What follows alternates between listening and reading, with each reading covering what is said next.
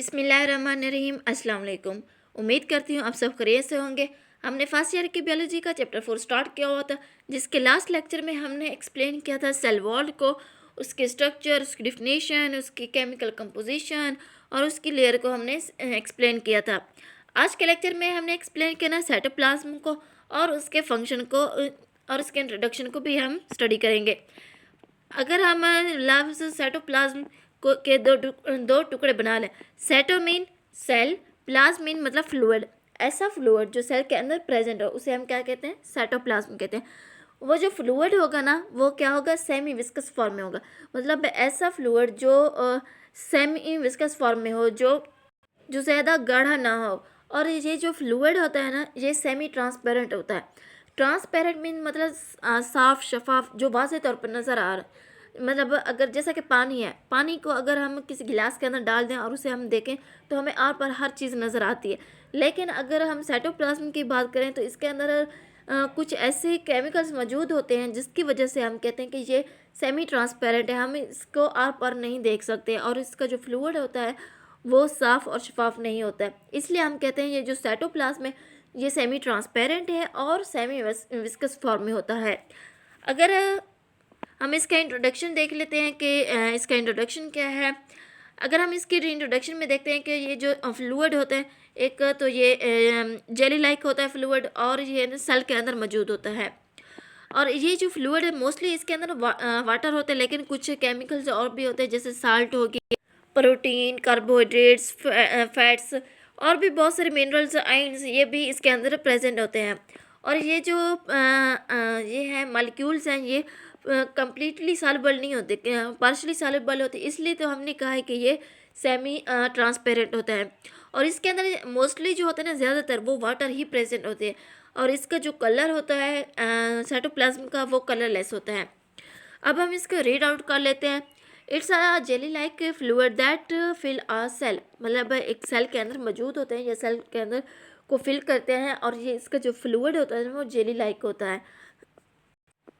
It is made up of mostly water. मतलब इसके अंदर ज़्यादातर वाटर होता है और साल्ट होता है। जो साल्ट होता है वो तो इसके अंदर डिज़ोल्व हो जाता है, लेकिन कुछ और भी मॉलिक्यूल्स होते हैं जो इसके अंदर मतलब पार्शली डिज़ोल्व होते हैं, कम्प्लीटली डिज़ोल्व नहीं होते, जैसे कि carbohydrate, protein, fats, minerals, ions, ये पार्शली डिज़ोल्व होते हैं।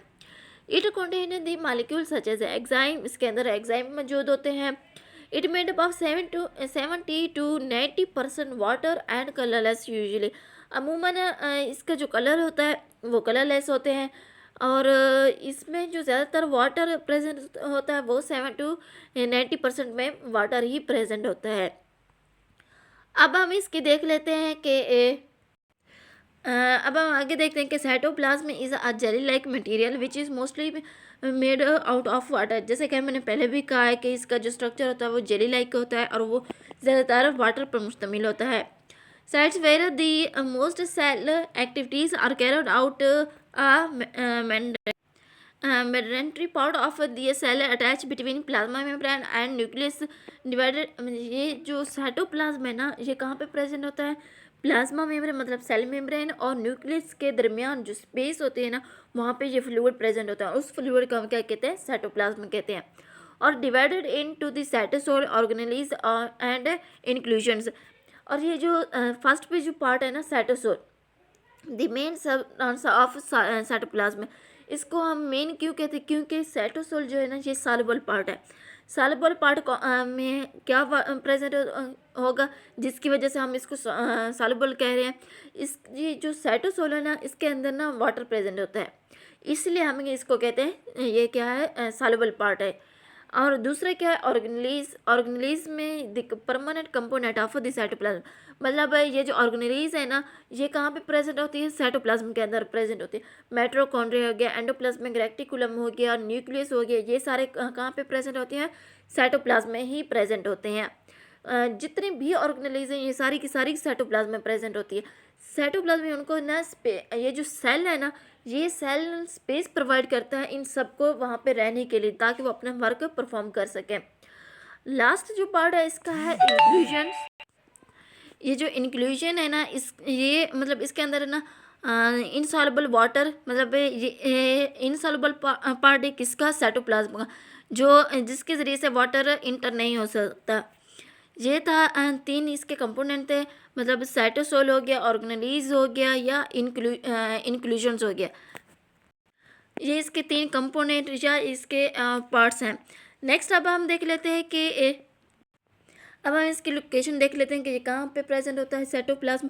साइटोप्लाज्म एक्चुअली ना जैसे कि हम अगर न्यूक्लियस को देखें, न्यूक्लियस और उसकी जो आउटर मेम्ब्रेन होती है ना, उसके दरमियान जो स्पेस मौजूद होती है ना, उसको हम क्या कहते हैं, ये साइटोप्लाज्म। जैसा कि नीचे पिक्चर में भी दिखाया गया है, इसकी जो आउटर लेयर है उसको हम क्या कहेंगे, ये सेल मेम्ब्रेन है। और इसके दरमियान में जो सर्कल है ना, ये क्या है, न्यूक्लियस है। और इसके इर्द गिर्द मतलब जो स्पेस है येलो कलर की, ये क्या, एक साइटोप्लाज्म है। उसके अंदर सारे ऑर्गेनेलीज मौजूद हैं, वो फ्लूइड मौजूद है, ये सारा कुछ क्या है, साइटोप्लाज्म है।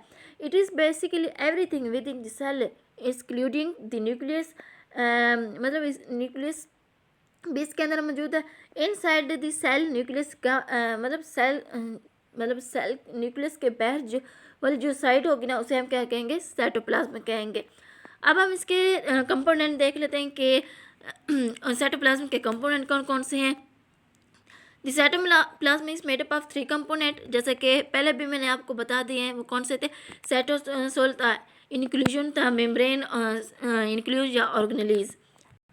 ये क्या है, इसके 3 कंपोनेंट हैं। अब हम इसका साइटोप्लाज्म का फंक्शन देख लेते हैं कि साइटोप्लाज्म का फंक्शन क्या है। फर्स्ट पे जो इसका फंक्शन दिया गया वो ये है कि one of the most major function of cytoplasm is to enable cell to maintain its the turgidity with enable the cell to hold their shape. Actually मैंने ना, ये जो साइटोप्लाज्म है ना, ये सेल की हेल्प करता है, ये मेंटेन करता है उसकी टर्जिडिटी को, ताकि वो टर्जिट ना हो सके सेल।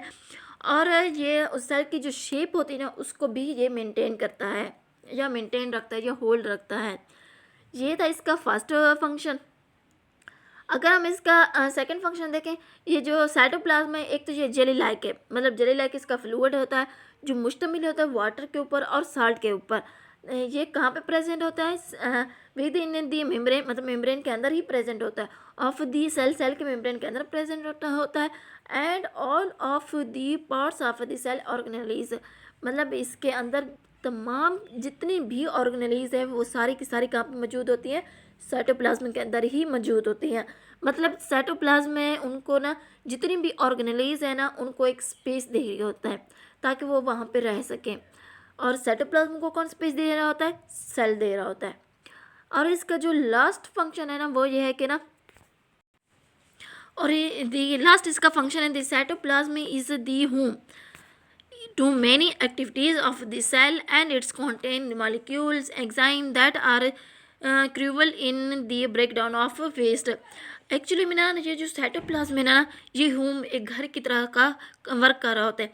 मतलब इसके अंदर ना सारी एक्टिविटीज़ हो रही होती है, क्योंकि इसके अंदर सारी ऑर्गेनेलीज प्रेजेंट होती हैं और वो सारा मतलब अपने अपना एक वर्क परफॉर्म कर रही होती है। इसलिए हम कहते हैं कि ये साइटोप्लाज्म एक होम का वर्क अदा कर रहा होता है, कि एक घर की तरह से एक काम कर रहा होता है। और इसके अंदर ना जितनी भी वेस्ट प्रोडक्ट की ब्रेक डाउन होती है, वो सारी की सारी साइटोप्लाज्म के अंदर होती है। ये थे इसके 3 फंक्शन साइटोप्लाज्म के। अब लास्ट पे भी इसके 2-3 फंक्शन दिए गए हैं। The cytoplasm also exist in metabolic activities, मतलब साइटोप्लाज्म के अंदर मेटाबॉलिक एक्टिविटीज़ हो रही होती है और बायोकेमिकल रिएक्शन हो रहे थे। जैसा कि अगर हम ग्लूकोज को लेते हैं, तो ग्लूकोज एक एनर्जी है ना, जब ग्लूकोज की ब्रेक डाउन होती है, ब्रेक डाउन के नतीजे में जो हमें एनर्जी मिल रही थी, उसे हम क्या कहते हैं, ये इस प्रोसेस को हम क्या कहते हैं, ग्लाइकोलाइसिस कहते हैं। ये कहाँ पे हो रहे थे, साइटोप्लाज्म के अंदर हो रहा होता है। और ये जो साइटोप्लाज्म है ना, ये प्रोवाइड करती है शेप, मतलब सेल को एक शेप प्रोवाइड करती है। और ये जो हमने साइटोप्लाज्म में एक पार्ट पढ़ा था, कंपोनेंट पढ़ा था, साइटोसोल, उसके अंदर कोई भी ऑर्गेनेलीज मौजूद नहीं होती। ये थे इसके फंक्शन, साइटोप्लाज्म के फंक्शन क्या क्या है। ये था हमारा आज का लेक्चर साइटोप्लाज्म।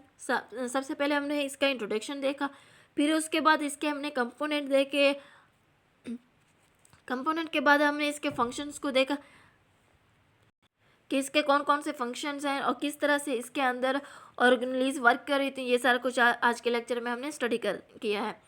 उम्मीद करती हूँ आप सबको समझ आ गई होगी। इंशाल्लाह हम नेक्स्ट लेक्चर में न्यू वीडियो के साथ मिलेंगे। तब तक के लिए अल्लाह हाफिज़।